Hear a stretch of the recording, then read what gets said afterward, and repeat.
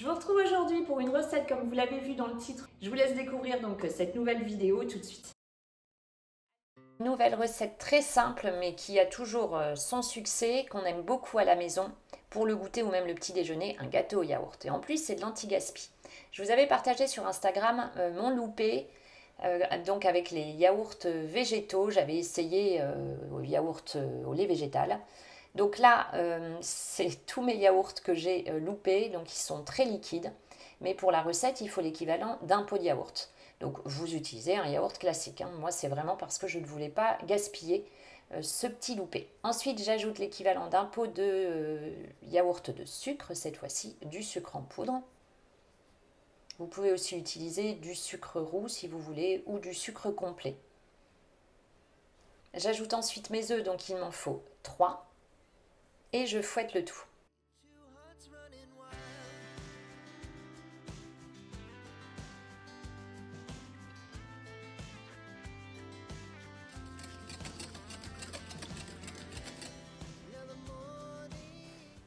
Je continue avec la farine. Il me faut l'équivalent de 3 pots de farine. J'utilise de la farine classique, de la T55.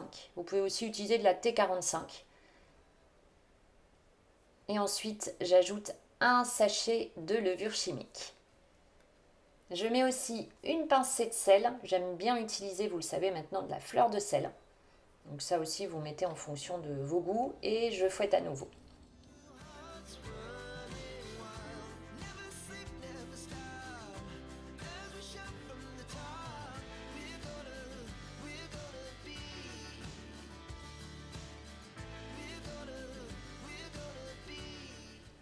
Je place ensuite de l'huile, donc de l'huile végétale. Moi j'aime bien l'huile de tournesol dans le gâteau au yaourt. Donc dans mon pot de yaourt et je l'ajoute à la préparation et je mélange une nouvelle fois. Vous pouvez vous arrêter à cette étape, mais vous l'avez vu que je voulais faire un gâteau marbré. Donc aujourd'hui je vais le faire, vous allez voir, au spéculoos. Donc je fais une moitié à la vanille. J'ai divisé ma pâte en deux. J'y ai mis de la vanille liquide que je fais moi-même, vous le savez aussi maintenant, je vous ai mis dans le petit la recette de la vanille liquide et je vous le remets, je vous remets la recette en description avec le lien. Et j'ajoute également du spéculoos émietté. Donc je mets l'équivalent de 3 bonnes cuillères à soupe. Je fais un peu au pif et finalement je vais en rajouter un peu plus pour avoir un bon goût. Vous pouvez le faire aussi avec de la pâte à spéculoos, vous pouvez le faire avec du chocolat fondu, de la pâte à tartiner. Enfin, vous y mettez vraiment ce que vous voulez dans le marbré selon ce que vous avez dans vos placards ou selon vos envies du moment. Je mélange donc mes deux préparations et ensuite je vais pouvoir donc réaliser le fameux marbré dans un moule donc bien beurré. Ça dépend de votre moule, mais moi il n'est pas anti-adhésif, celui-là je l'aime beaucoup en verre. Donc j'y mets du beurre et ensuite un peu de farine également pour que le cake se démoule bien après la cuisson.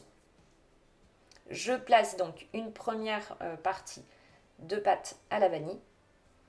Ensuite, je fais la même chose avec un petit peu de pâte au spéculoos émietté et ainsi de suite. Et je fais ça jusqu'à épuisement complet des deux pâtes.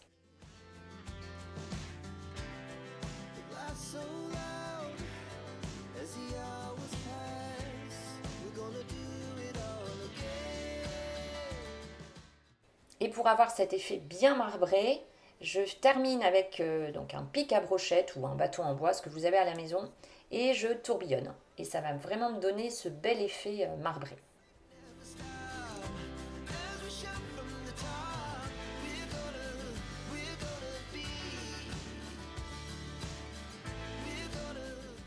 Mon gâteau part en cuisson dans un four déjà préchauffé à 180 degrés. En chaleur statique, donc pas de chaleur tournante, donc le mode classique, pour 40 à 45 minutes. Et vous devez connaître l'astuce, je pense tous, mais je vous la rappelle au cas où, pour vérifier s'il est bien cuit. Même chose, vous prenez un pic ou alors une pointe de couteau, vous la plantez donc dans le gâteau au yaourt. Si elle ressort bien sèche, c'est que c'est cuit. Donc j'attends le refroidissement complet pour le démoulage et ensuite on va pouvoir se régaler. Je vais vous montrer également à la découpe. Alors c'est vrai que le spéculoos émietté c'est assez clair, donc l'effet marbré il n'est pas forcément waouh comme un gâteau au chocolat, marbré chocolat vanille ou cacao amer vanille, mais enfin c'est quand même très très chouette, ça vous donne une idée et puis c'est surtout super bon. Il se conserve très bien donc, dans une boîte hermétique. Vous pouvez le mettre aussi pour qu'il reste bien moelleux dans du film alimentaire.